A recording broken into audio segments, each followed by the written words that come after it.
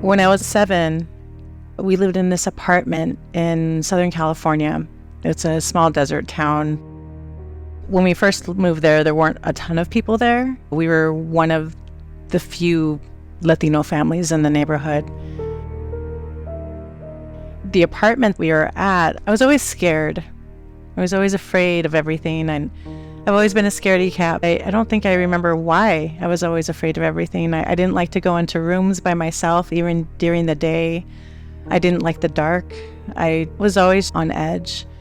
My brother and I shared a bunk bed. It wasn't a huge space. He slept on the top bunk. I slept on the bottom. I was awoken one night by this sound from under my bed. I didn't know what to make of it. I was just waking up. My back was turned towards the edge of the bed. I turned around in my bed to see what was going on, and I see this shadow of a hand trying to reach around on the bed. I could see through it, but I could make out the silhouette itself. I just looked at it. I was afraid. I couldn't move. I'm just staring at a hand just trying to reach from under the bed for something. It's on the bed, moving around. All of a sudden, it goes back down underneath the bed. I couldn't jump out of the bed. I was afraid whatever it was going to chase me.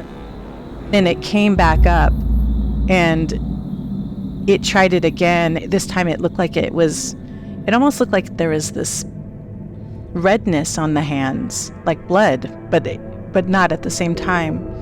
It kept reaching for me. I just tried to push myself up against the wall as hard as I could. I was afraid it was going to come out all the way or whatever it was, and because it couldn't touch me, it went right back underneath my bed. I couldn't do anything but go back to sleep. When I woke up the next day, I ran to my mom. I told her, I don't want to sleep on the bottom bunk anymore. I have to change beds with my brother.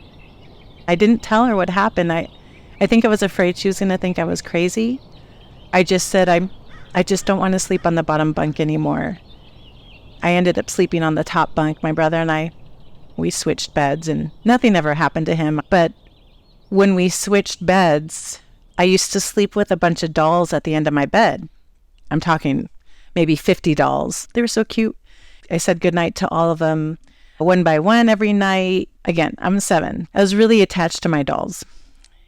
One night, while I was asleep, I heard whispers. I got woken up because of all the sound, all the noise I heard.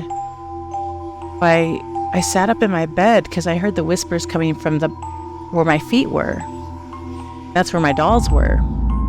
I sit up in bed. I look at the edge of my bed. I see this dark cloud hovering above the dolls. It's enveloping them. It was the same material as that hand that I saw. It was this darkness, but you could see through it. The whispering kept going. I'm trying to wrap my head around what was going on, and all of a sudden, it's like they noticed I was looking or something, and the whispering stopped. It just came to a complete stop. There was no more sound. There's nothing. I knew it was impossible, but it looked like they all looked at me at the same time. All of their eyes were this deep, deep red. The same color of the hand that had the deep red to it. It was almost like you couldn't see it, but it was there. I know what I was seeing wasn't physically happening, which is a strange thing to say, but whatever this dark cloud was playing tricks on me, is what I felt. That's what I felt when I was watching this. They just stared at me. The doll that was in the forefront, the one that was at the very front, this sounds crazy, but its head tilted and turned around, which I was just watching this like, what's going on? For some reason, I couldn't stay awake. The same thing happened. I was trying to stay awake. I remember saying, no, I don't want to go back to bed, and I did. I fell asleep. The next morning, I took all my dolls. I put them in a large black trash bag. All my dolls that I loved to have on my bed. I put them in the closet. I never played with them again. I got so freaked out that I just didn't want to look at them. I didn't know what was going on. I refused to sleep in my room after that. I went to go sleep with my mom in her bed. When I started to sleep with my mom, I felt a little bit better. I would always sleep with my back towards the edge of the bed because I didn't want to see anything if there was anything that was going to come from under the bed in her bed. No one ever questioned why I put my dolls in there. I think my mom was wondering what happened. I tried to play it off like I was just too grown up. Like I didn't feel like playing with them anymore. I never told her why. I'm a little kid and I'm thinking, am I going crazy? When I started sleeping with my mom, I felt a little better. I had my back towards the edge of the bed. I would sleep with her. And one night, while I'm in the bed with her, I felt something tap on my back. Right in the center of my back. I felt this lone finger tap 3 times. It woke me up. I had this all-encompassing fear that it was that hand again. I woke my mom up and I shook her. She had her back towards me. I said, "Mom, did you tap on my back?" She says, "No, mija, I didn't tap on your back." She didn't ask any questions, I think because we were both half asleep. I was so petrified, and I knew whatever that was, if I turned around, I was afraid that I'd see something that I didn't want to see. I started to sleep with my face towards the edge of the bed after that. I do remember everybody was always grouchy. My mom and my dad. It was a place that I never felt was home. It felt depressing, heavy. Even to this day, I think back to that place and think something must have happened there. There must have been something there that just wasn't good. We were all affected. Once we moved, I didn't have that sort of experience again, that sort of fear. I've had other experiences. I never experienced it to that level after we moved out of that place. I truly think that whatever was there was just, it wasn't good. It was, maybe evil is a good word to say, but I'm glad we left. After that experience in the apartments, we moved out to a house. We moved a lot, actually, when I was younger. We moved from that house to another house, still in the high desert of Southern California. The next house we moved to was my grandmother's house. At first, there wasn't any paranormal activity or nothing really happened, but over time, little things would happen. We would hear footsteps in the kitchen, somebody walking when nobody was awake. We had a music box, a little carousel in the living room that would sometimes turn on by itself when nobody was there touching it. Little things that would happen in that place. The next place that we lived in, again, the high desert, is one of the most significant stories that have happened to me. I was 19 years old. I had just gone through a breakup with my boyfriend of a year. He had just moved away. I'm not usually the type of person to be so emotional, but this one really hit hard. I was crying a lot, really depressed, laying in my bed and not doing a whole lot. One night, I was laying in my mom's bed and my sister was on the family computer, which was located in my mom's room. The bed was a queen-size bed. Where the computer was right at the foot of the bed. My sister's sitting there at this desk. To the right of my sister is a door, the doorway to the master bedroom. I'm laying on the bed. I'm just looking off into space. Sister's back, just kind of, I wasn't thinking of anything other than me being sad. I was crying and feeling sorry for myself overall. It was about 8 p.m. All of a sudden, my eyes go from just kind of staring off into space, and I see this huge, large black figure from the corner of my eye. It just appeared by the door.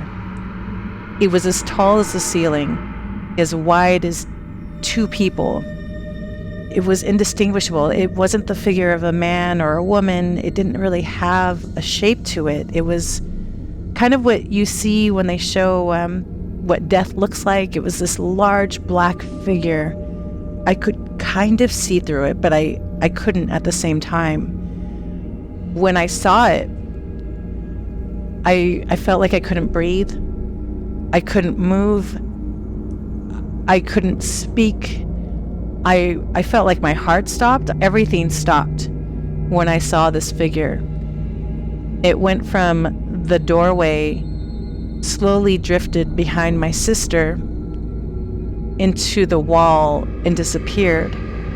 From behind my sister to the wall, the word death popped in my head. And this voice that said death was my voice, but it wasn't in a tone I ever used. I watched it the whole time. When it disappeared, I gasped for air. I could breathe again. I felt like my heart was beating again. I thought, maybe I'm going through such an emotional time right now. Maybe I'm just starting to see things. I didn't believe it. I just couldn't believe it. I was scared, but I wasn't. It wasn't the same type of feeling that I had when I was younger. It was this feeling of this large presence that I can't even put my finger on how to describe. I tried to ignore it. I turned and started staring at the wall instead. I need to calm down. I'm staring at the wall. I resume my crying back into being sad. As soon as I started doing that, as soon as I got comfortable, I saw it again. It wasn't at a distance. It was right at the edge of the bed where I was facing. I saw the blackness. It went right in front of me and then disappeared into the wall. The same thing happened. I couldn't breathe. I couldn't speak. My heart felt like it had stopped. The word death was louder this time. It said death. Louder. Death. Almost like, pay attention to me. I'm here. Instead of ignoring it this time, I jumped up. I ran to my mom. She was washing dishes in the kitchen. I said, Mom, I don't know who, I don't know when, I don't know where, but somebody is going to die, and I don't know who it is. I know it's not one of us, and I don't know how I know this. I know it's not me or you or my sister. It's somebody that we know. She says, Mija, is it your grandma? Do you think it's grandma? My grandma lived 200 miles away. She lived far away. She was always going in and out of being sick at the hospital. I just thought, maybe it's my grandma. I don't know. She's like, okay, Mija, we'll keep an eye on it. Let me know if you see it again. Tell me if there's anything else that happens. And I said, okay, I'll let you know. I just wanted to tell you. I needed to tell somebody. I felt like whatever was coming to me was wanting me to tell somebody. I don't know why. 2 weeks from that night, I get a phone call from one of my best friends. She says, hey, did you hear who passed away? No, who passed away? And she said the name of the person. She didn't know I had dated this person, but it was an ex-boyfriend of mine. It wasn't the one that I was crying over. It was the boyfriend before that. He had passed away 2 weeks before. No one had told me. He had passed away at nighttime. He had overdosed on sleeping pills. When she told me, I thought about what I saw the 2 weeks before her phone call. It hit hard. Even thinking about it now, my eyes are watering just thinking about it. I don't know why I was shown that. It doesn't make any sense to me. It's strange because since then, I've experienced death with different family members. My own brother passed away, and I've never seen that. I never saw that. I missed the funeral because they had the funeral already, and I went to his grave. I could still see the outline of where they buried him. It just boggles my mind why I saw that. Will I see it again? The only other time that I heard that voice, I was 28 years old. I was asleep in my bed. My husband was sleeping next to me. I was pregnant. We didn't know the gender yet of the baby. During one of the nights we were sleeping, I woke up. I heard a voice in my head, my own voice again, say in the same tone as when I had seen death. It said, "It's a girl." I remember speaking out loud and saying, "No, it could still be a boy." When I said that out loud, it said louder, "It's a girl." It woke me up. It's a girl. I was half asleep at that point. I heard it louder. And again, the same thing. When I saw death, it was quiet at first. When I didn't listen, it said it louder. When I fully woke up, I said, okay, it's a girl. I'm listening this time. And I had a little girl. I don't know with the significance of these, why this happens. I did tell my mom about the things I used to see.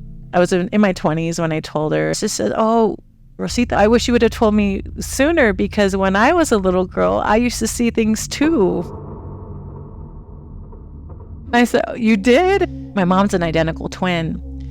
In Mexican culture, it's a big deal if you're an identical twin. People would come up to my mom and my aunt and have them bless certain things and touch their children for good luck and things like that. She told me all these stories of when she was a little girl, how she was a part of something called, they were faith healers, is what she called them.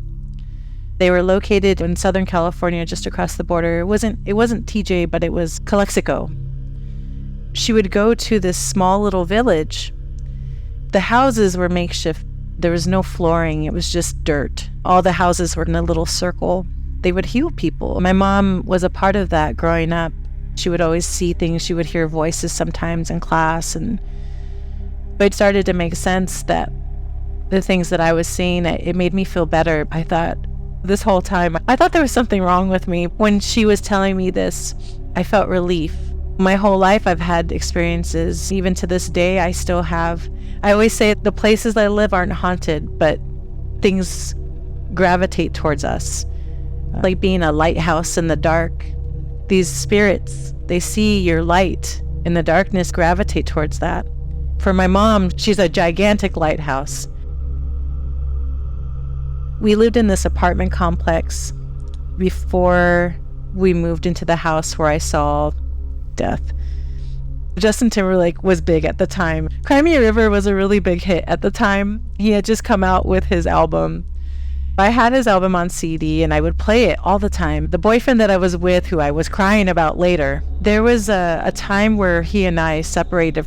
Every time I put the CD on, something would happen. In this apartment that we lived at, we used to have the TV that was near the wall. The TV was set up on a drawer, and underneath was the DVDs and things like that. There's a little space underneath where the wheels went, so you could move it around a bit.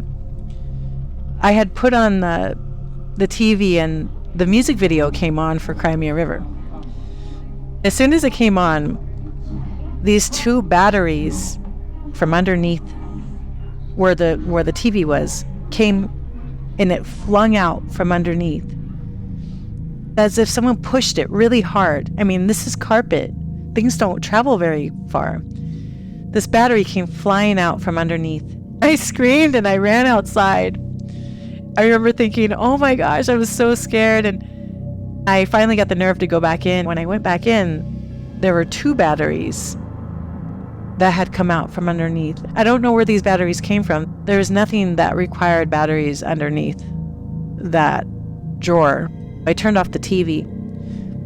The week goes by. I'm playing the CD. Same song comes on. I had this older boombox type set up. It was on the counter. I'm cleaning the house. The music's going, and all of a sudden I hear a big crash.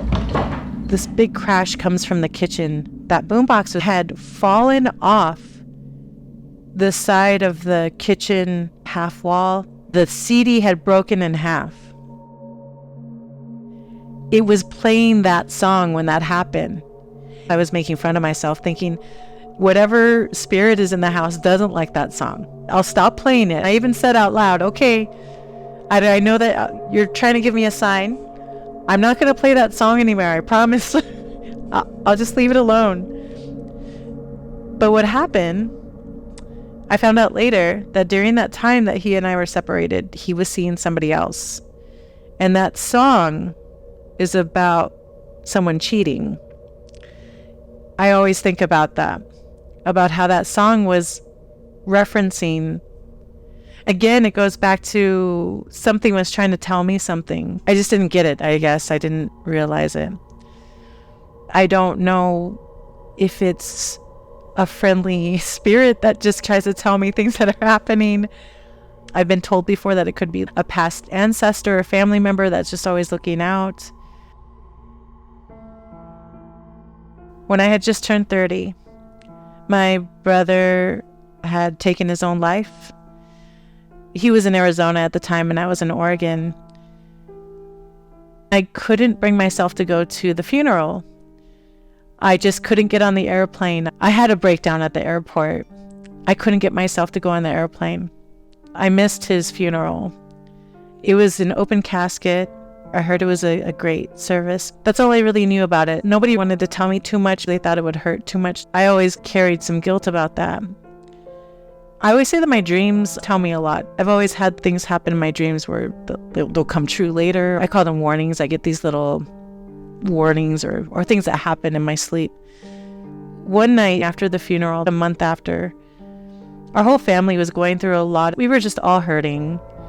I have 2 older brothers and a little sister. My other brother, he was struggling. I think we just were all dealing with it differently, but at the time, I felt like my other brother was ignoring me or trying not to be around me because I physically look a lot like our oldest brother. Just being around me was too much for him. It really hurt me. I remember going to bed one night and thinking about that, how much it was paining me to not be able to see my other brother. I was really sad thinking about everything, and I had this in my dream. I'm back at the house that anything ever happened. It was the only house that I ever have really warm, fond memories of. It was a 1-story house. It was just a good feeling to be there. In my dream, I was back in the living room of that house. There was sunlight coming through the window. The house was empty. There was no furniture. There was nothing in there. It was as if nobody lived there, but I remember the sunlight coming through the window. In the living room, the window was facing the street. The kitchen, the living room, and the dining room were all very close together. If you move in a circle, you can see everything. There's a door right at the edge of the dining room. That's the front door. In my dream, I'm standing alone. There's all this sunlight coming through the window. If I were to guess, it looked like it was 9 a.m., 10 a.m. I'm looking around and thinking, what am I doing here? Why am I here? Even in my dream, I knew I didn't belong there, that this was a place that I was no longer living at. As I'm standing there trying to figure out why I'm there, I see my brother, the one who had passed away. He has this serious look on his face. He comes out from where the hallway is at. He's walking towards me. He's not looking at me. His eyes are down, looking at the ground. He's upset, but also hurting. He's dressed in a blue button-up shirt, a nice button-up shirt, and black slacks. When he passed away, he was 39. He looked like he was 20. He looked so youthful. He looked like what I remembered him looking like when I was a kid. He came at me very quick, very fast. He didn't look at me. He just hugged me. It seems so real. It seems so real. It didn't feel like a dream at all. When you're in a dream, you can say, oh yeah, this is a dream. Wake up, silly, or something. But in this scenario, it felt real. I felt like he visited me. I think he knew I was going through a really tough time. I had all that guilt of not seeing him at the funeral. I had talked to my mom about it. I told her about my dream, what he was wearing. She said, that's the same thing he was wearing when he was in the casket. I had no idea that's what he was wearing. When she told me that he was wearing a blue button-up shirt and black slacks, it was just confirmation that I saw my brother. After that day, I felt a lot better that I had been visited by him. There's little things that still happen here and there that I know that my brother's around, but that night when I had that, I call it a vision because I don't really consider it a dream. It just was too real. It's as if I'm awake right now, and that's how it felt like I was in the dream. I believe he's still around. For that moment, he really needed to just show me that I wasn't alone. It was just such a surreal thing. He was a weird guy. He was actually on the Power Rangers, which is funny. There's a character named Richie. He's supposed to have a romance with Trini, the yellow one, the Yellow Ranger. He's probably on 12 episodes of Power Rangers. I can pull him up on Netflix and see my brother anytime, and it makes me so happy. When I saw him, he looked like he did when he was that young, and he looked so fit. Amazing. Before he passed away, he wasn't doing too great. He had gotten hit by a car and had tried to end his life before a few times. He had stepped out in front of a car and tried to end things, but this guy was resilient. I spoke to the Green Ranger. I was at a Comic-Con. He was there signing autographs for people. I went up to him and I said, hey, you probably don't remember me. It was a long time ago. I visited the set when I was 12. I told him about my brother passing away, and he's like, yeah, my brother passed away too. I'm so sorry to hear that. And then he did the same thing. Years later, he took his own life, and that's sad. It was so strange because I had that conversation with him about my brother passing away, from then. Yeah. I like to tell people about that now. Now that he's gone, it's like, my brother's on the Power Rangers, and he was a really gifted musician also. When he passed away, I ended up feeling like music was gone. I didn't have it in my life anymore. I was trying to figure out, how do I get that back? He can't come back, but how can I get music back? He loved his books, and he loved his guitar. He'd always sing, and I even have a CD of some of his songs he covered. That's how I got into music. I needed to fill the void, and I started to write and make my own music. I even wrote a song for him. It went from me doing open mics to me getting booked gigs and having a social media presence. It's really blossomed into my own thing because of my brother. Without him, I wouldn't have found my passion with music. It just all comes around. Even to this day, I still have things that happen. Things will start to fall. I'll hear movement on my desk, like things being moved around. I'm not scared anymore.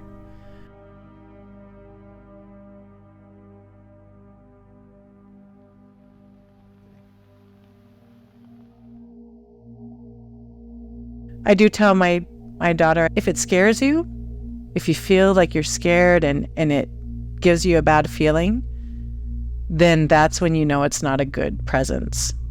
That's when we need to do something about it. And sometimes we'll sage the house, or I talk a lot out loud to whatever I think might be there in the house.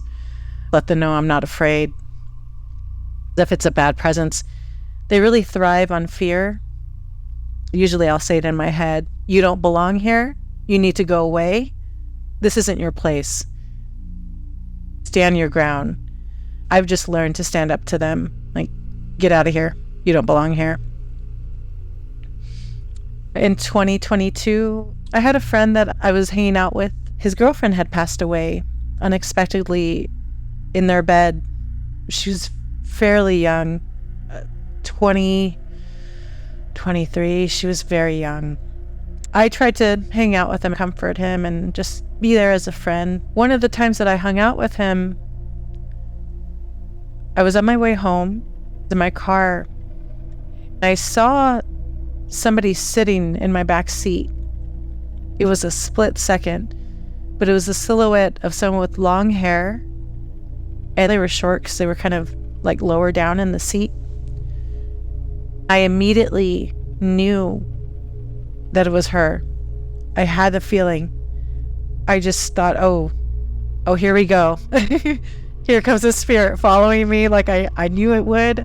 I was actually waiting for it. I was anticipating it was going to happen because it's happened before.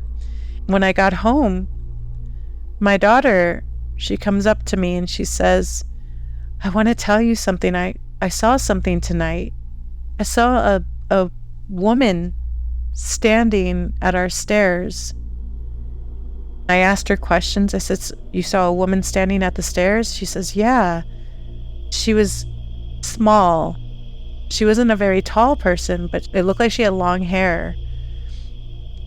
I had never told her about my friend or what his significant other looked like. She said she was only there for a second, then she went away.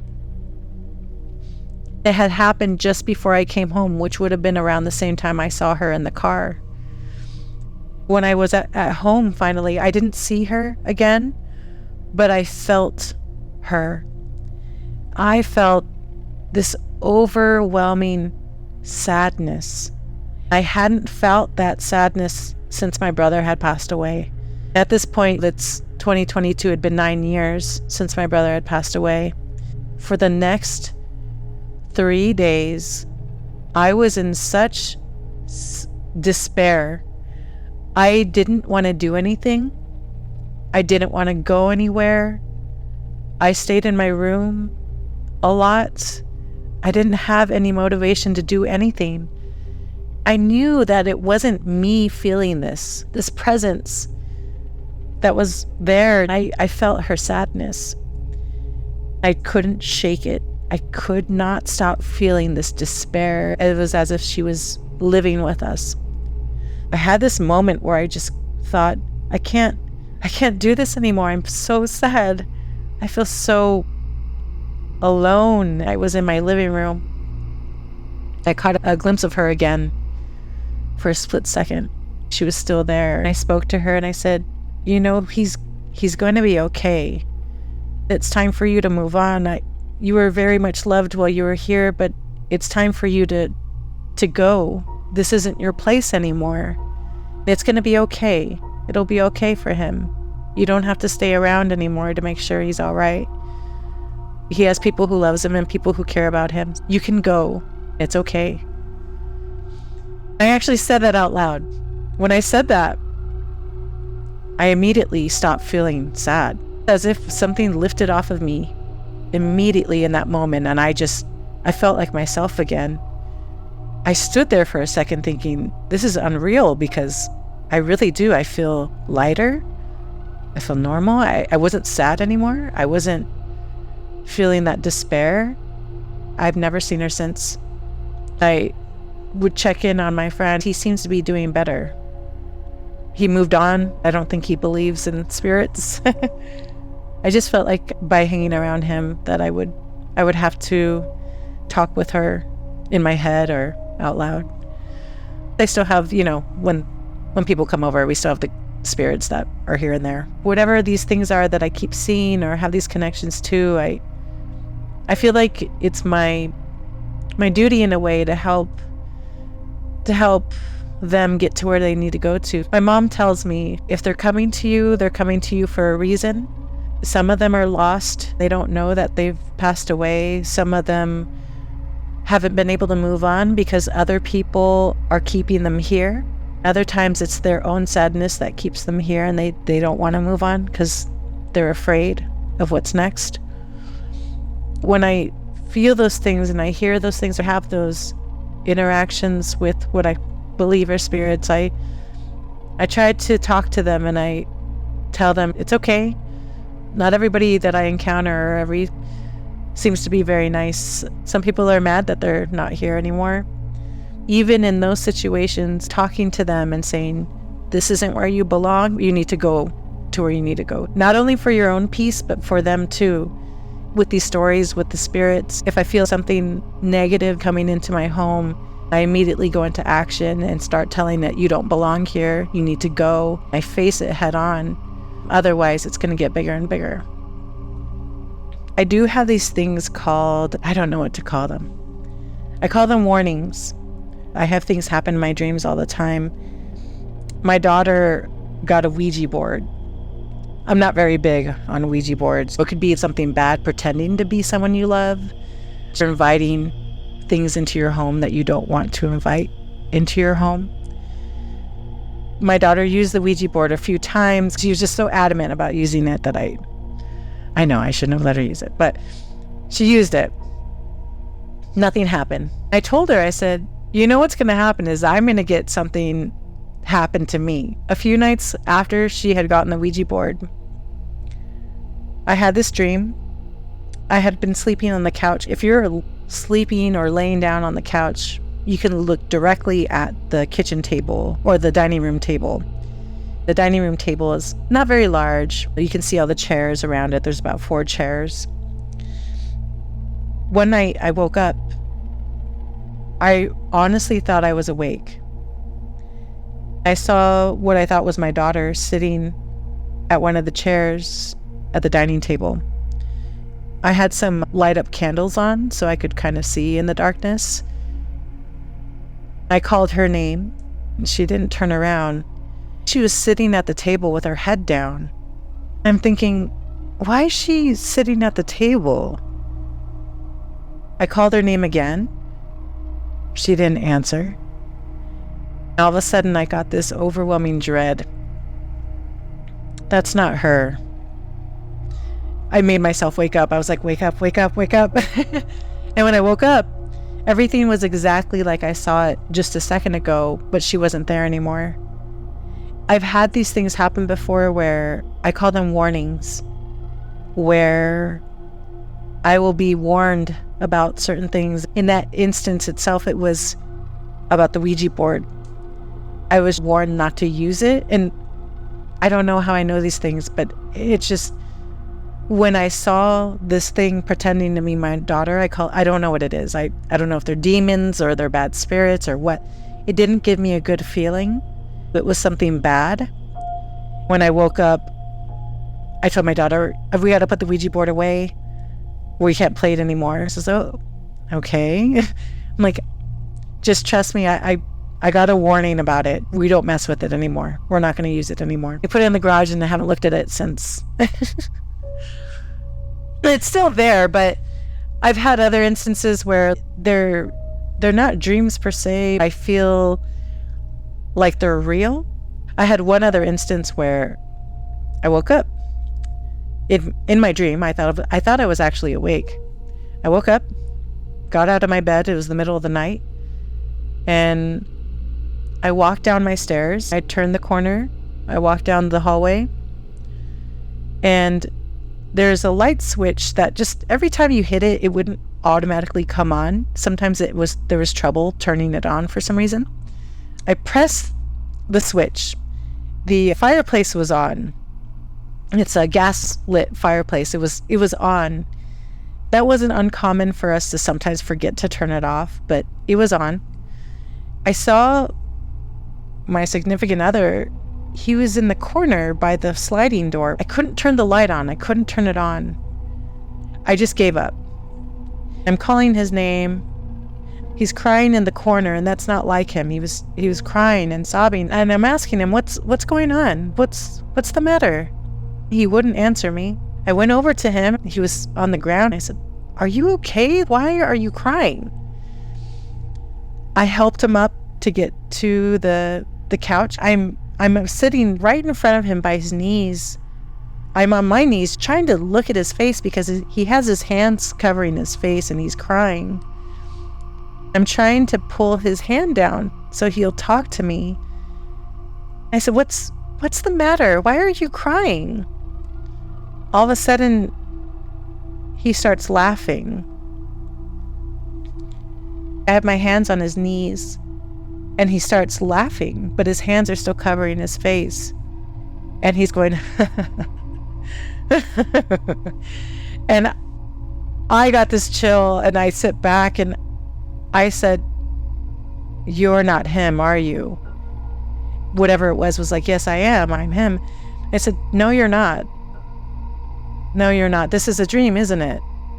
They were trying to convince me, "No, it's not a dream. This is real." I pulled my hands away completely.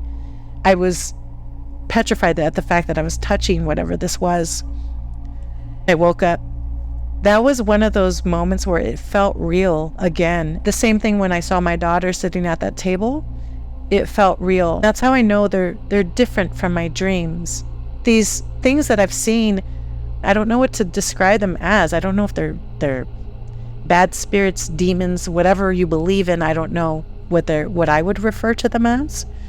I call them spiritual attacks. They'll try to scare you, and they'll try to use people that you love to scare you. In this instance, I don't know why that happened. I think it was trying to show me, maybe you're not as strong as you think you are, but it was trying to scare me. Usually it's a warning. I was trying to figure out what the warning was, but in that instance, it just scared me so much. I didn't delve too much into it. I did tell my significant other at the time, and I'm like, "Hey, this is what I had this dream about you, so just be careful." Be on the lookout, because I don't know what that was about. You need to be careful.